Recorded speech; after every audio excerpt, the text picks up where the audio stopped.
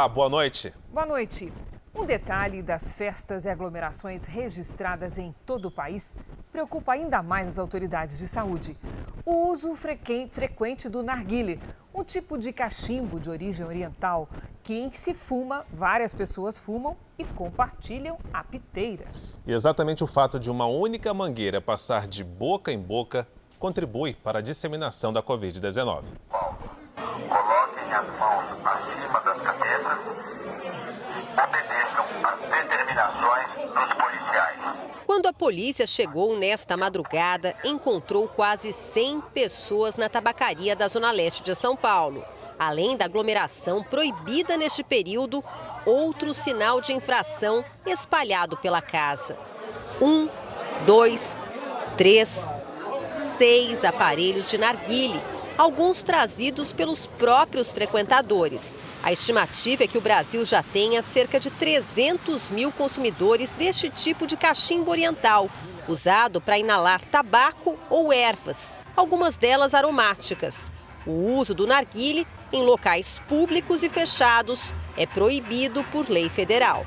Jovens estão consumindo esse tipo de produto em ambientes fechados, insalubres e descumprindo todas as regras de boa conduta sanitária durante a pandemia. O uso do narguile se popularizou no Brasil há alguns anos e sempre foi condenado pelos médicos. Isso porque a fumaça tóxica pode desencadear alguns tipos de câncer. A fumaça é muito densa. 1 hora de narguile equivale a 100 cigarros. O perigo durante a pandemia é também contrair o coronavírus ao tirar a máscara e compartilhar piteiras com outras pessoas. Muitas vezes as pessoas, quando estão inalando a fumaça do narguilé, tossem, né? Pigarram. Então, isso também é mais um fator de transmissão. Então, só tem malefício, né? Do ponto de vista do risco da própria fumaça, cheia de produto químico, e da transmissibilidade do coronavírus. Esta jovem de 21 anos tem certeza que se infectou pelo coronavírus num compartilhamento do narguile. Adepta do cachimbo, ela dividiu a piteira com o irmão do namorado. É um costume, muita gente tem, é quase assim uma febre entre o pessoal da nossa idade. E eu digo, não compartilhem, não façam uso, porque até hoje, 1 ano depois, eu tenho as consequências por isso. Veja agora outros destaques do dia. Ministro do Supremo pede apuração da Procuradoria-Geral da República sobre operação no Rio de Janeiro. Justiça aceita a denúncia e torna réus Dr. Jairinho e Monique Medeiros. Governador de Santa Catarina é absolvido em segundo processo de impeachment. Ministros da Saúde e da Economia se reúnem com o embaixador da China. São Paulo permite funcionamento de lojas e restaurantes até mais tarde e com capacidade máxima. E na série especial, as alternativas encontradas para colocar o sono em dia.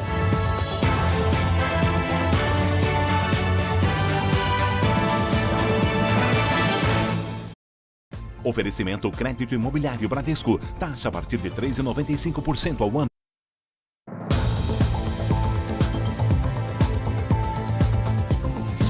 No Rio de Janeiro, o clima ainda é de medo na comunidade do Jacarezinho, um dia depois da operação que terminou com a morte de um policial civil e de outras 26 pessoas. Dessas, apenas uma não tinha antecedentes criminais. A ação foi questionada pela Organização das Nações Unidas.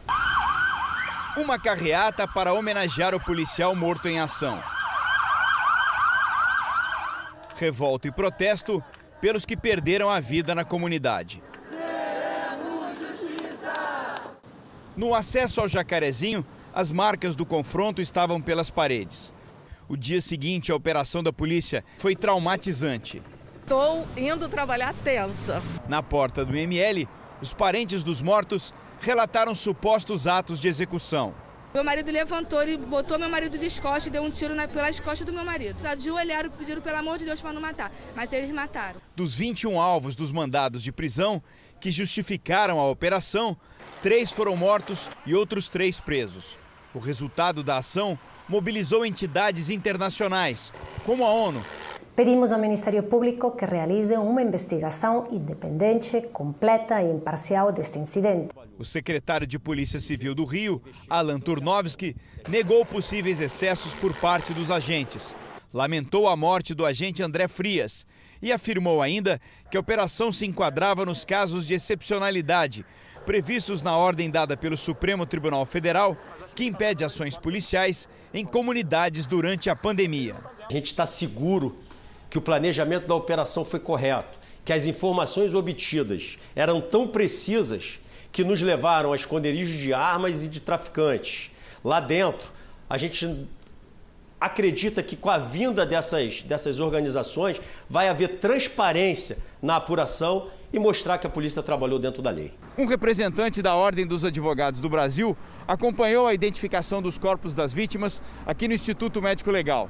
A Comissão de Direitos Humanos da entidade também quer mais informações sobre o planejamento desta operação policial na comunidade do Jacarezinho. A operação de ontem, mais uma vez, foi um grande desastre, onde pessoas morreram, onde passageiros do metrô foram atingidos. Isso só prova que não existe planejamento para a realização dessas operações. A Procuradoria-Geral da República pediu esclarecimentos às autoridades do Rio de Janeiro em relação às mortes no Jacarezinho. O pedido veio depois de ofício do ministro do Supremo Tribunal Federal, Edson Fachin, que solicitava à Procuradoria-Geral da República a apuração do caso, citando indícios de execução arbitrária. O documento, que pede providências e responsabilização dos envolvidos nos fatos, também foi encaminhado à Procuradoria-Geral da Justiça do Rio de Janeiro. Integrantes do governo também se pronunciaram sobre a operação no Jacarezinho. A página do site do Ministério da Mulher, da Família e dos Direitos Humanos lamentou as mortes, afirmou que as ações de combate ao crime são necessárias, mas devem preservar a vida. Questionado sobre a ação, o vice-presidente Hamilton Mourão também se pronunciou. Tudo bandido, né? Então, entra um policial, né, numa operação normal, leva um tiro na cabeça de cima de uma laje, né?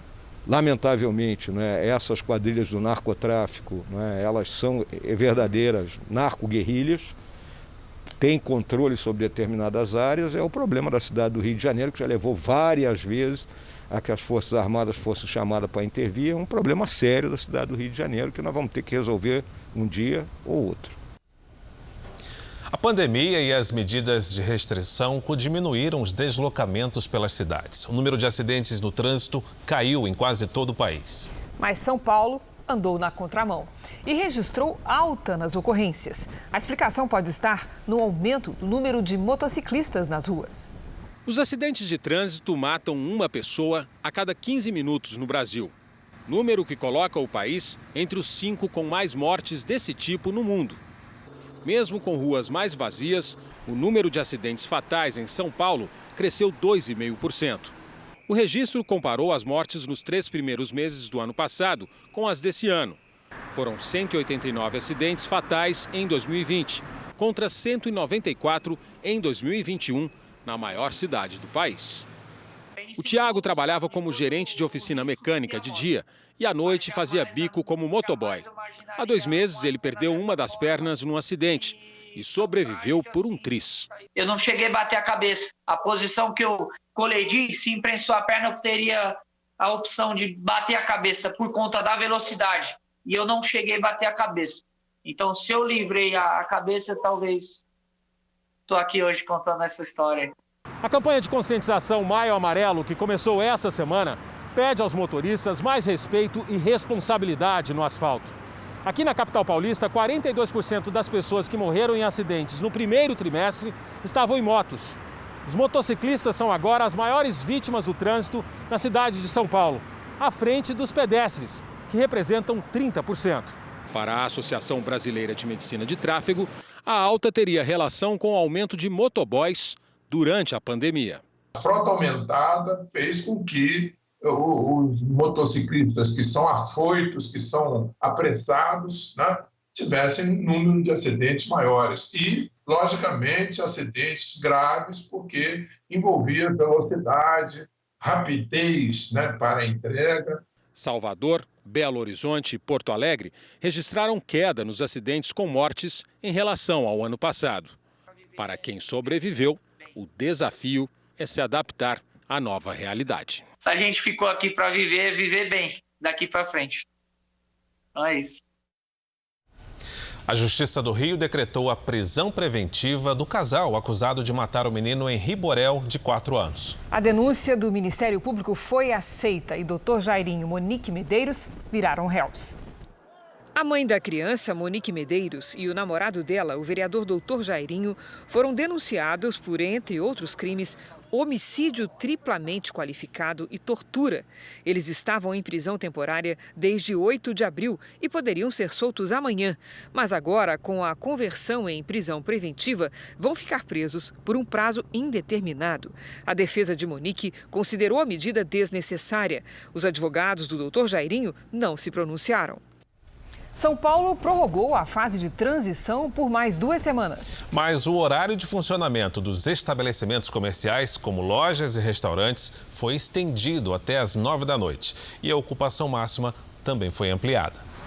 A mudança no protocolo vale a partir deste sábado para todo o estado. A fase de transição, prorrogada até domingo, dia 23 de maio, passa agora a liberar o funcionamento de todo o comércio, incluindo lojas de shoppings, salões de beleza, academias e inclusive restaurantes, até às 9 da noite.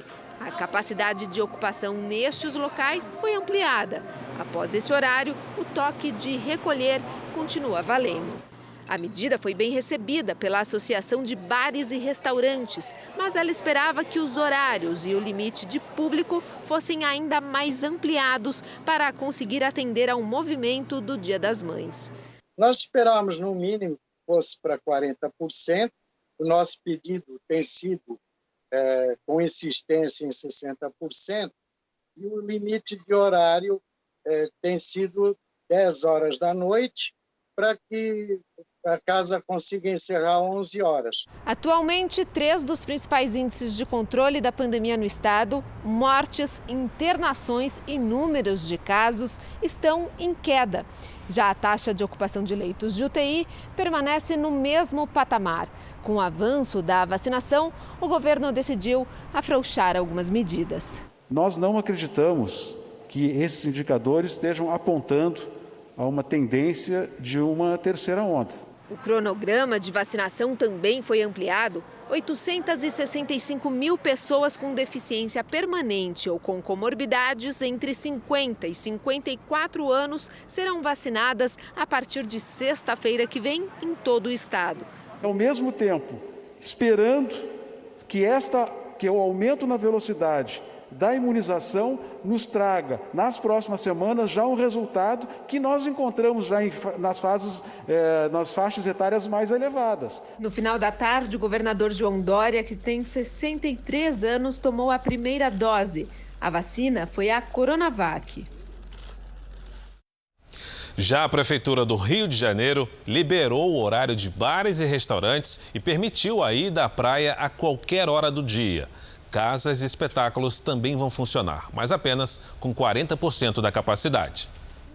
Maurício recebeu com certo alívio a notícia de que as cortinas serão reabertas. A gente vê uma luz do fim no túnel, né, se acendendo para a gente que está há tanto tempo sem trabalhar, mais de 1 ano sem trabalhar. A nossa cadeia produtiva dentro do setor de eventos, de shows, movimenta entre 400 e 430 profissões diferentes. As casas de show no Rio vão poder voltar a funcionar com 40% da capacidade e sem horário para fechar. Os restaurantes também tiveram o horário de funcionamento ampliado e está permitido música ao vivo até às 11 da noite. Teve 50% de prejuízo, de menos pessoas aqui no estabelecimento. Agora volta pelo menos ao próximo que era antes. Praias, parques e cachoeiras estão liberados também nos finais de semana e feriados. Já as boates e as rodas de samba seguem proibidas.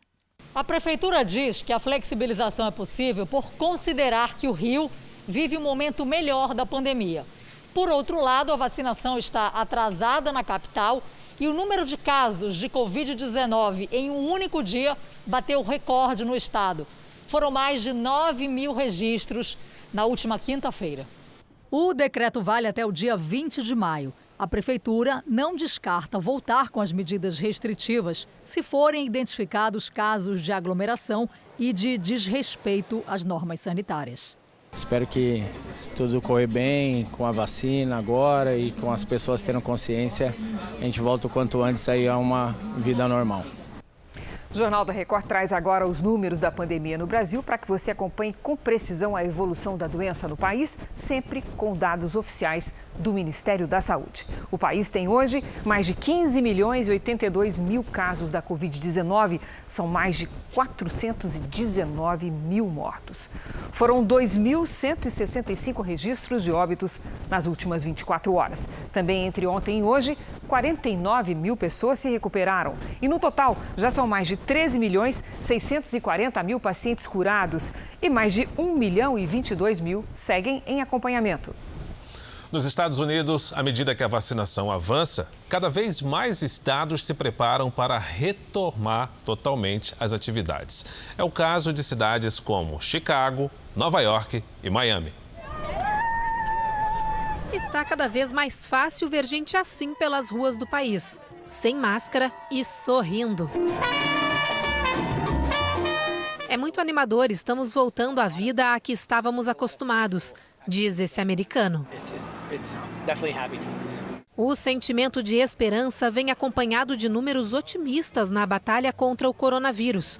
Hoje, mais da metade dos adultos que vivem nos Estados Unidos já recebeu ao menos uma dose de vacina. Outros 108 milhões estão totalmente imunizados. E se de um lado aumenta o ritmo da vacinação em massa, do outro caem os números da Covid. Hoje o país tem em média 49 mil novos casos diários, o menor número em 7 meses. A quantidade de mortes também caiu para cerca de 700, bem abaixo do pico de mais de 3 mil registrado em janeiro. Com a sensação de que o país está finalmente superando a pandemia, cidades como Nova York e Chicago anunciaram que irão reabrir totalmente nas próximas semanas. Fontes ligadas à Casa Branca dizem que daqui a um mês, o governo federal pretende atualizar as restrições de viagem, indicando que o turismo também deve ser retomado em breve. Veja daqui a pouco. Em Brasília, ministros se reúnem com o embaixador da China para tratar de vacinas. E na série especial, como voltar a dormir bem depois de enfrentar os transtornos da pandemia.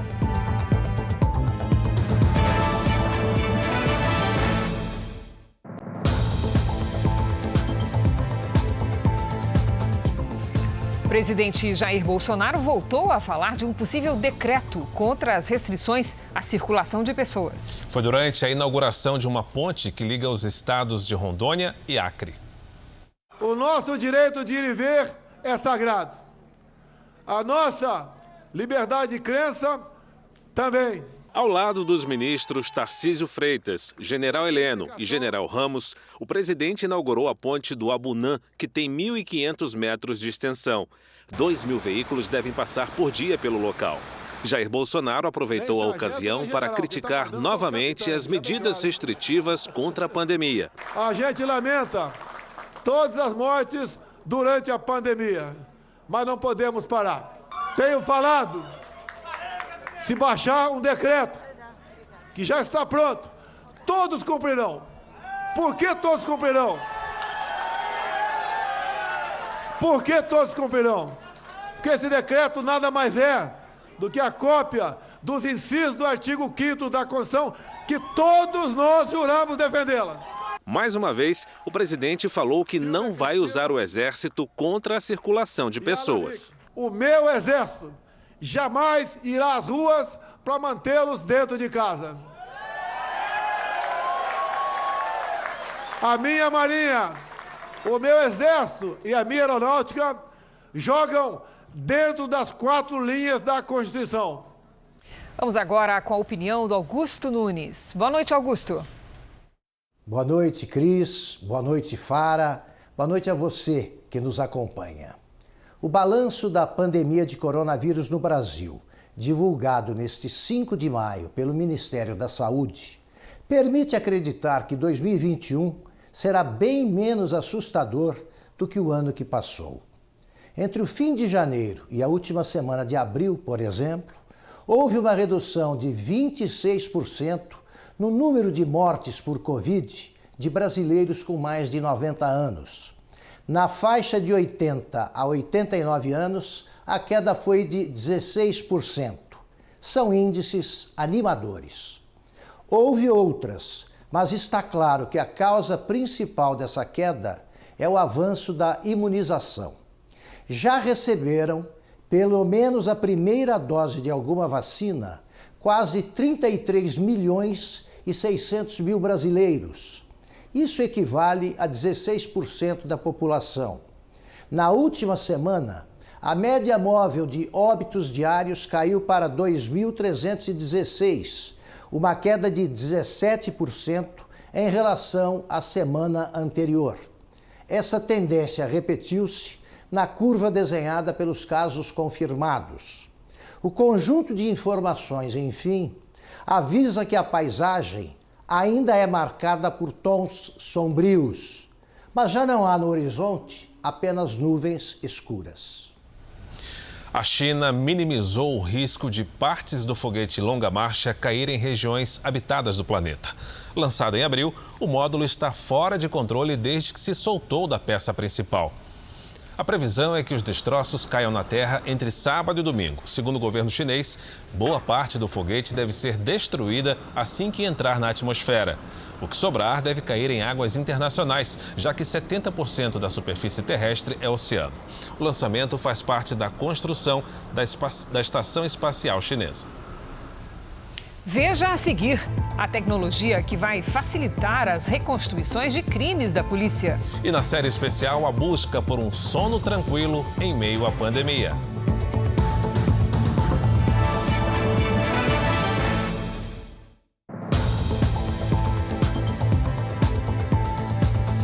Um novo equipamento da Polícia Científica de São Paulo tem ajudado a perícia criminal. O aparelho consegue construir cenas super realistas em 3 dimensões. Com isso, mesmo após muito tempo de um crime, os investigadores poderão ver todos os detalhes do local em que o crime aconteceu. A cena de um crime em realidade virtual. É a perícia criminal em uma nova era. Aqui nós temos a simulação de um atropelamento. O equipamento está escaneando e registrando tudo o que nós vemos e até o que a gente não consegue enxergar. Se alguma coisa, neste momento, passar despercebida pela perícia, ou se daqui meses ou até anos, durante o processo, surgir alguma dúvida, toda a cena já foi perpetuada em 360 graus pelo scanner. Nessa cena escaneada, nessa nuvem, a gente consegue simular a visão do motorista, a visão do pedestre, se o pedestre tinha a visão do veículo. Reconstituição feita com base nas imagens captadas por este aparelho. É um scanner a laser. Dispara milhares de feixes ao mesmo tempo. Esta mesma técnica foi utilizada para reconstituir o acidente entre um ônibus e um caminhão que provocou a morte de 42 pessoas em novembro, na cidade de Itaguaí, no interior de São Paulo. A gente consegue, em cada tomada de 2,5 minutos, 3 minutos, 2, 3 tomadas, você consegue colher todas essas informações sem precisar ficar medindo. As animações mostram a cena do alto, da estrada e pelos ângulos do motorista do ônibus e do caminhão. Esse trabalho da perícia ajudou a polícia a concluir que o acidente foi causado por um erro do motorista do ônibus que fez uma ultrapassagem em local proibido. No caso do homem acusado de atirar bolinhas de chumbo em apartamentos vizinhos, onde haviam cachorros numa área nobre de São Paulo, os cálculos feitos com o scanner mostram que as esferas foram disparadas do apartamento do suspeito. O cenário visto do alto, de baixo, de todos os lados é armazenado. Neste acidente, um ônibus bateu numa árvore. 11 pessoas ficaram feridas. Quase um mês depois, os peritos tiveram de voltar ao local. A árvore não estava mais lá, mas com fotos do dia da ocorrência e com imagens em 3D do scanner, foi possível recolocar a árvore virtualmente no local exato.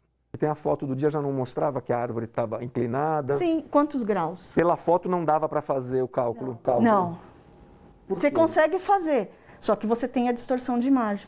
De um modo geral, para o judiciário, para você julgar um caso, para você analisar, você tem mais elementos e mais possibilidades visuais de conseguir mostrar o que ocorreu. Uma mulher foi presa em Minas Gerais por agredir 2 meninas com 1 e 2 anos de idade. Ela era babá das crianças e foi descoberta porque os pais desconfiaram das agressões e instalaram câmeras de segurança. As câmeras foram escondidas pela casa. Viu? O pai se revolta depois de ver a agressão.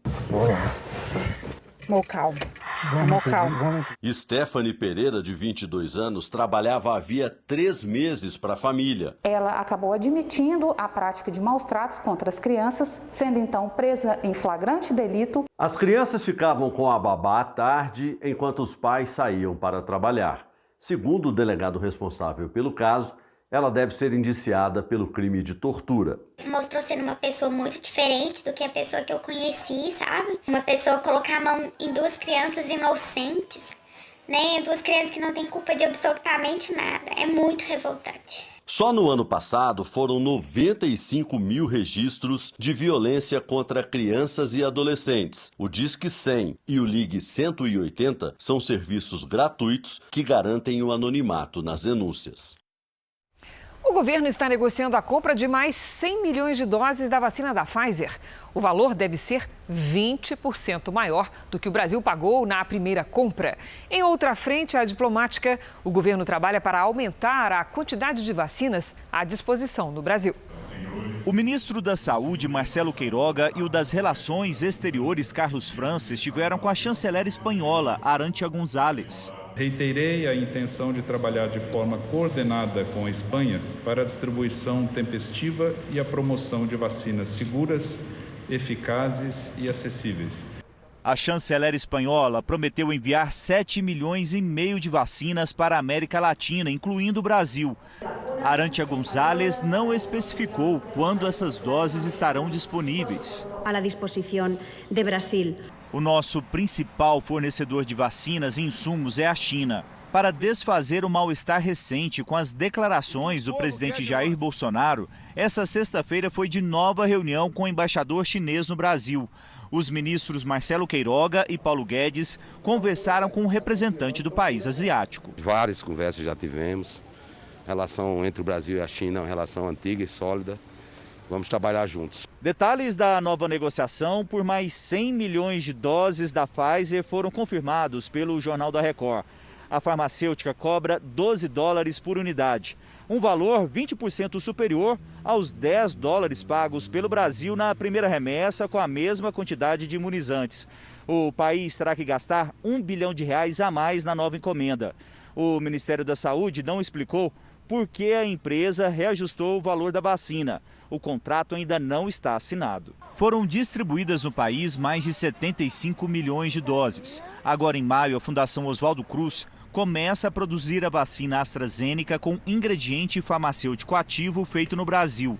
Mas essas doses só devem começar a ser distribuídas em outubro, porque todo o processo depende de autorização da Anvisa.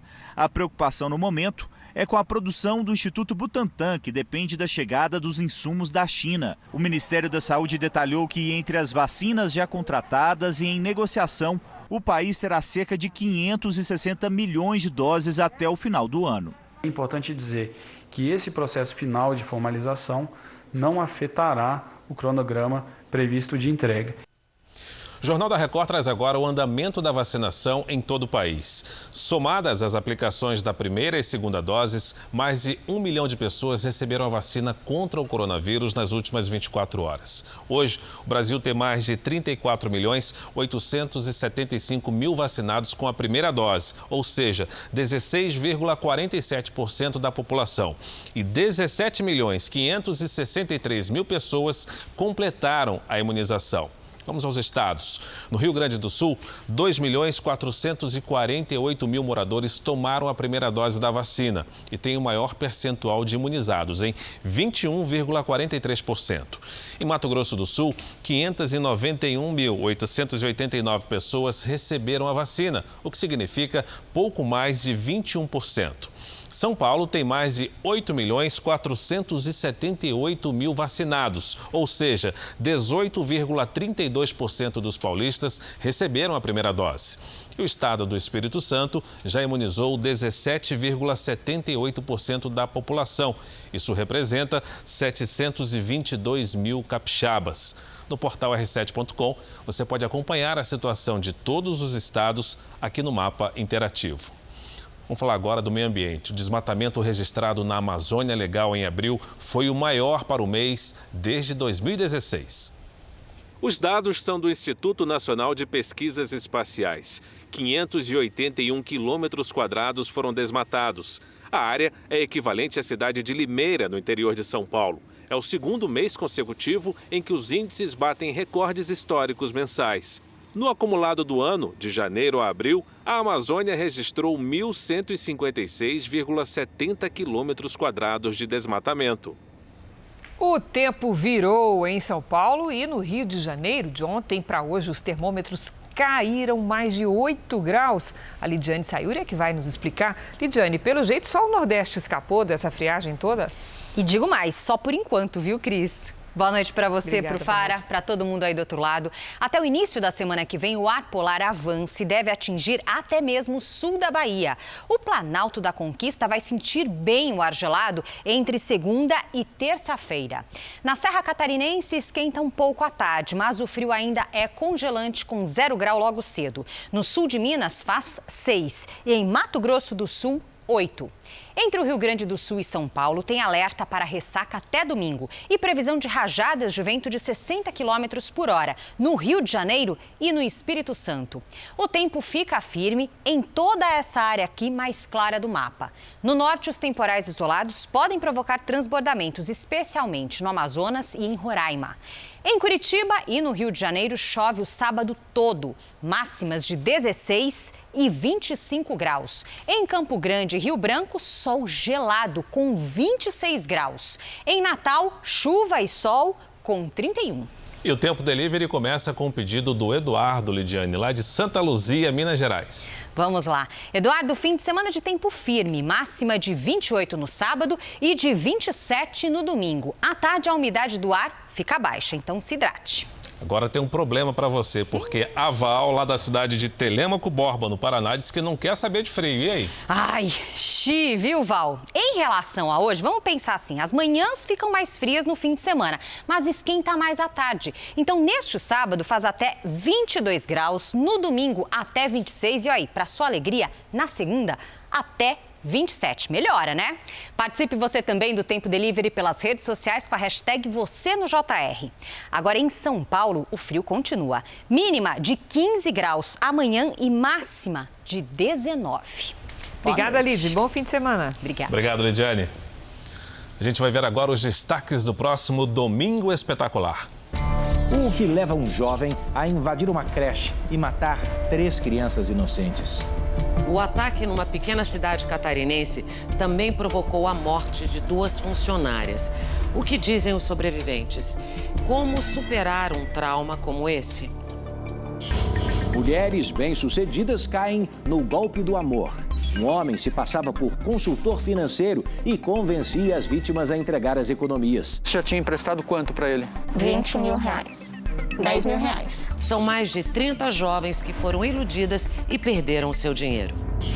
Uma diversão que pode ser perigosa.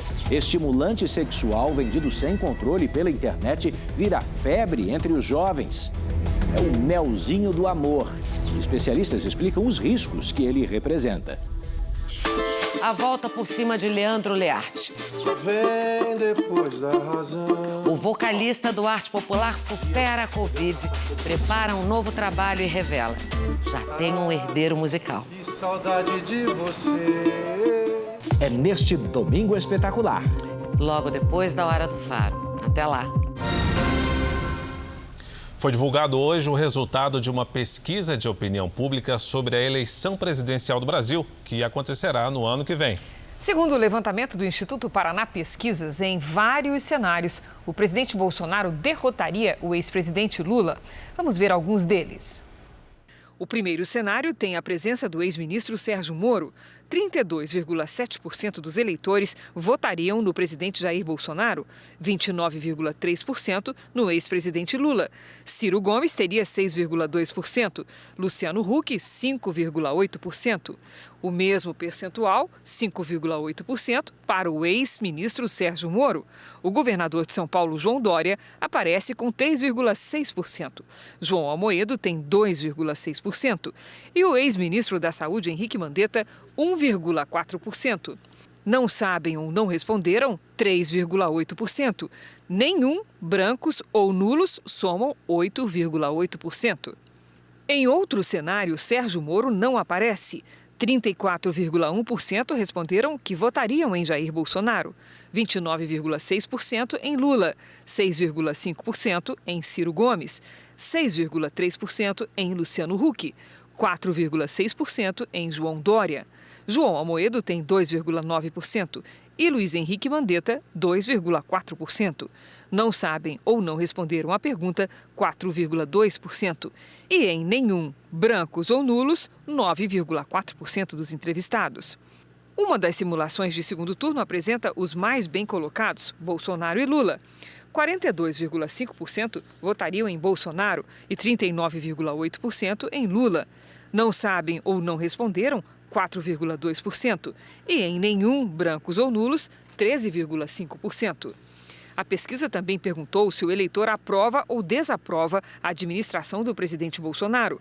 43,8% disseram que aprovam e 52,1% que desaprovam.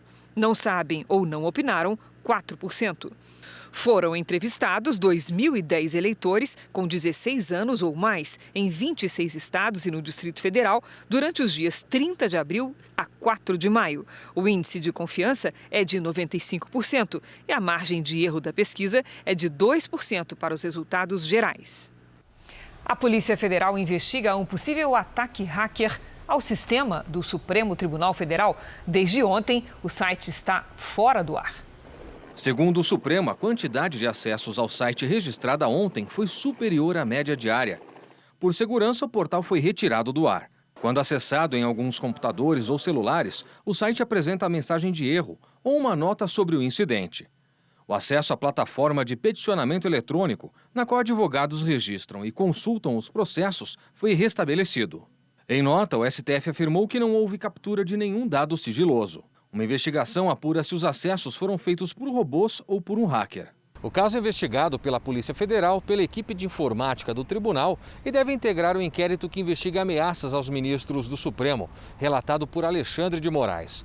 Até agora, as apurações indicam que o acesso não foi para sequestro de dados, mas para acessar as informações do sistema. O presidente da Corte, Luiz Fux, suspendeu a contagem dos prazos de processos e julgamentos virtuais. Não é o primeiro ataque ao sistema de um tribunal no país. Em novembro do ano passado, o sistema do Superior Tribunal de Justiça foi hackeado, impedindo que 2.500 decisões fossem concluídas e publicadas. Durante as eleições de outubro, o site do Tribunal Superior Eleitoral também sofreu ataque de hackers. O governador de Santa Catarina foi absolvido pela segunda vez em um processo de impeachment. Com o resultado do julgamento de hoje, Carlos Moisés retorna ao cargo após mais de um mês afastado. O governador foi absolvido apesar de 6 dos 10 integrantes do Tribunal Especial, formado por desembargadores e deputados estaduais, votarem a favor do impeachment. Para o afastamento definitivo, eram necessários 7 votos. Carlos Moisés, do PSL, foi acusado de ter responsabilidade na compra de 200 respiradores no ano passado. Sem licitação, os equipamentos custaram 33 milhões de reais e até hoje, 150 deles não foram entregues. Os outros 50 foram confiscados pela Receita Federal. Desses, 11 chegaram a ser liberados, mas não atendem às exigências para uso em UTIs. Com a decisão, o processo de impeachment é arquivado. O governador retornou ao cargo ainda na tarde desta sexta-feira. Ele estava afastado da função desde o dia 30 de março. A decisão de hoje no processo de impeachment reitera as conclusões dos órgãos de controle e dos tribunais sobre a minha inocência e retidão. Foi a segunda vez que Carlos Moisés enfrentou um processo de impeachment. No ano passado, ele também foi absolvido pela concessão de um aumento salarial supostamente ilegal aos procuradores de Santa Catarina. O Ministério Público Federal do Rio de Janeiro denunciou ao Superior Tribunal de Justiça a desembargadora Rosa Helena Macedo Guita por publicação ofensiva contra o presidente Bolsonaro e o Procurador-Geral da República, Augusto Aras. A charge ofensiva foi publicada em uma rede social em maio do ano passado pela desembargadora Rosa Helena Macedo Guita e mostrada em uma live do deputado federal Ottoni de Paula. O caso foi denunciado pelo advogado Luiz Eduardo Salles Nobre ao Conselho Nacional de Justiça. Ele juntou ao processo um laudo técnico a pedido do Procurador da República, Felipe Giardini, que confirmou a autenticidade da live. Ela trata da imagem da charge do presidente da República, Jair Bolsonaro, com o Procurador-Geral da República, Augusto Aras, o Bolsonaro segurando a gravata dele como se fosse uma coleira, como se ele fosse um cachorrinho do Bolsonaro, com mais hashtags fora genocida, fora corrupto e coisas do gênero, que não é um comportamento aceitável de um representante do Judiciário. O Ministério Público Federal ofereceu a denúncia ao Superior Tribunal de Justiça. A desembargadora Rosa Helena Guita vai responder por injúria, calúnia e difamação contra o presidente Jair Bolsonaro e o Procurador-Geral da República, Augusto Aras. Ela ainda teria mentido em juízo ao negar a postagem, agora confirmada pelo laudo. A desembargadora é a mesma que deu ordem de prisão ao ex-prefeito do Rio, Marcelo Crivella, em dezembro do ano passado, mesmo estando de folga. 24 horas depois, a prisão preventiva se transformou em domiciliar, até ser revogada em fevereiro pelo Supremo Tribunal Federal. Para o advogado, o fato de Crivella ser notório aliado político do presidente pode ter pesado na decisão da desembargadora. Ela, sendo ferrenha opositora ao Bolsonaro, e o Bolsonaro apoiando o prefeito Crivella aqui na eleição, ela viu uma maneira de querer prejudicar o prefeito. Nós procuramos a desembargadora Rosa Helena Macedo Guita através da assessoria de comunicação do Tribunal de Justiça do Rio, mas não tivemos retorno. A Polícia do Rio informou agora há pouco que subiu o número de mortes provocadas pela operação na comunidade do Jacarezinho. Ao todo, 28 pessoas morreram nesta quinta-feira, 27 suspeitos de envolvimento com o tráfico e um policial civil. Uma baleia cinzenta está perdida no mar Mediterrâneo, na região costeira da França. O animal tem cerca de 2 anos e se perdeu de um grupo maior durante uma imigração. Baleias dessa espécie vivem no Oceano Pacífico, longe da Europa. Por isso, ela não vai encontrar alimentos onde está e pode até não sobreviver. Essa é apenas a segunda vez que uma baleia cinzenta é vista no mar Mediterrâneo. A primeira foi em 2010. A Marinha informa que foi levantado o sigilo da investigação sobre o derramamento de óleo que assolou o litoral brasileiro em 2019. 3 navios com bandeiras estrangeiras foram apontados como principais suspeitos. A apuração foi enviada à Polícia Federal e ao Ministério Público Federal. Foram meses só pelo telefone, chamadas virtuais, mas hoje, mesmo distantes, mães puderam ver os filhos de mais pertinho num lar para idosos em Porto Alegre. E foi uma grande emoção para todos. Vaidosa, Dona Rita, de 77 anos, parecia se preparar para uma festa. Cabelo arrumado, roupa bonita e sem esquecer do batom. Muito ansiosa. Ver toda essa pandemia longe dos filhos, né? Acordando e lembrando, é amanhã, e chegou amanhã. E toda essa ansiedade foi para viver este exato momento aqui. O reencontro com os filhos. Está certo que esse momento é diferente, não era o esperado. A distância, com uma divisória entre eles, sem abraços, mas repleto de amor. A última vez que Dona Rita viu o Fernando e a Flávia foi em outubro do ano passado. Com a pandemia, as visitas foram suspensas no lar de idosos. A gente sabe que ela sempre se emociona até nas chamadas de vídeo, tudo. Quando possível, ali por mensagem de vídeo, manda recadinho ou pergunta por ela. A gente fica muito feliz que mesmo que à distância tenha a oportunidade de ver ela de perto. O reencontro foi organizado pela instituição que atende 114 idosos em Porto Alegre. Todo o protocolo de higiene e segurança foi preparado. Simone veio ver a avó. A conversa também foi com distanciamento, mas cheia de emoção. E às vezes ela não entende que realmente nós não podemos pegá-la, não podemos visitar.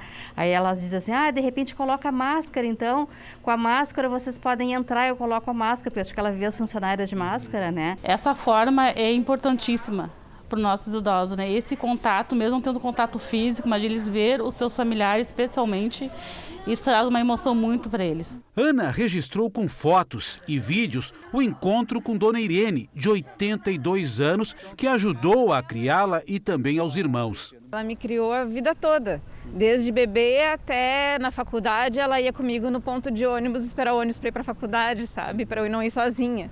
Ela é mais do que mamãe. Ela é mais do que mamãe.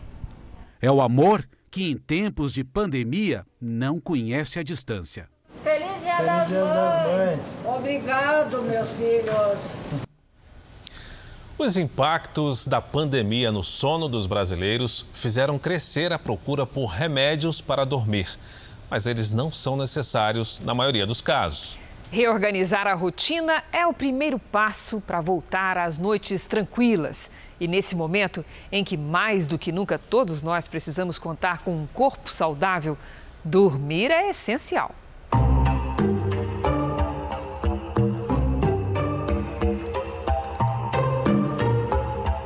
O negócio vai mal, o emprego está a perigo, faltam clientes, falta trabalho.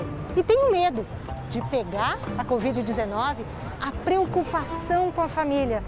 Motivos para passar noites em claro não faltam. Mas se o fim da pandemia ainda não está no horizonte, a insônia, essa sim, tem solução.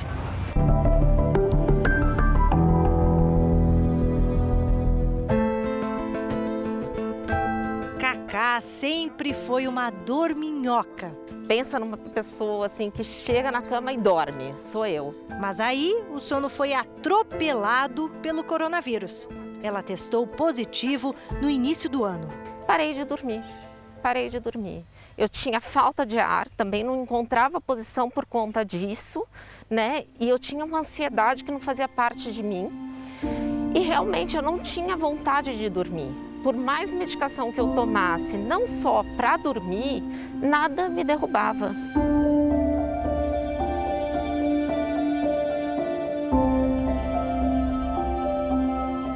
Você trava uma guerra que realmente você não vence. Então você fala, o que eu tenho para fazer? E vai fazer outras coisas. Menos uma noite. Menos várias noites. Olha, a pandemia me causou um estresse violento, tá? Além de ter problema familiar, cuidando de gente em casa, um irmão, que já não é fácil, né? Problema de saúde, veio a pandemia, a preocupação em manter o emprego das pessoas que trabalham comigo. E esses colaboradores todos, de repente, eu quase que não via saída. Meu comércio foi fechado por algum tempo, por alguns dias. As contas vêm. Marco Antônio já tinha feito tratamento para dormir melhor. Ele tem apneia do sono, dificuldade para respirar durante a noite. Mas com todos esses problemas que a pandemia trouxe, o tratamento foi para o espaço. E ele se viu mais uma vez na companhia da indesejada insônia. Eu não demoro muito a dormir. O problema são os pensamentos que ficam ruminando o tempo todo, a noite toda. Isso é horrível. Mesmo você tendo a sensação de que está dormindo, os seus pensamentos, os meus pensamentos não paravam. Eram contínuos. Acabava acordando por conta disso, tá? Aí, para voltar a dormir novamente, era muito complicado. Quando estamos doentes, precisamos dormir para nos recuperarmos melhor. Disso, todo mundo sabe. Mas o sono também ajuda a melhorar a resposta do nosso organismo à vacina. Um estudo publicado no ano passado mostrou que dormir bem nas 2 noites que antecedem a vacinação leva a uma produção maior de anticorpos. Isso porque, durante o sono profundo, o organismo libera mais hormônios que favorecem o trabalho dos linfócitos, as células que fabricam os anticorpos. Mesmo tendo tomado a vacina, se você dormir mal, não vai ajudar em nada a defesa do seu corpo.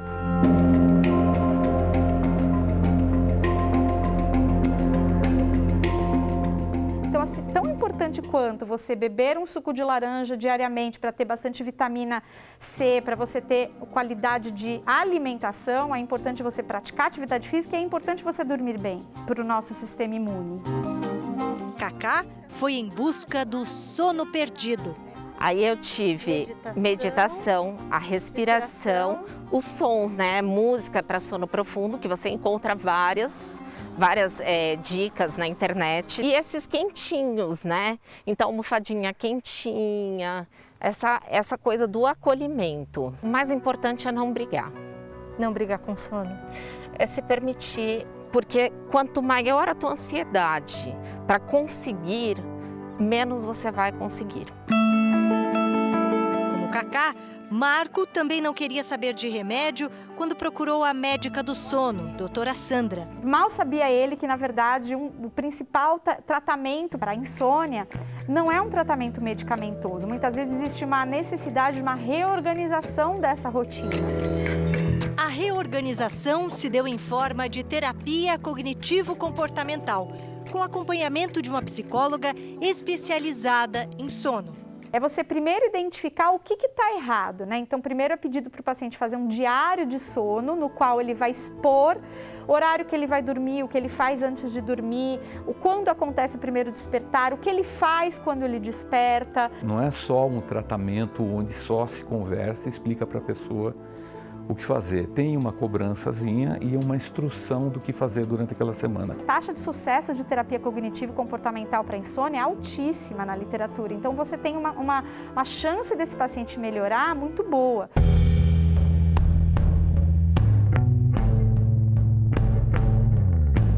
Eu diria para você que o sono contínuo, hoje é um exemplo, estou muito bem, muito bem. Você dormiu bem essa noite? Excelente. Quer dizer, motivo para deixar de dormir a gente tem, mas a gente tem que saber lidar todos nós temos. E aprendendo a lidar, fica muito mais leve.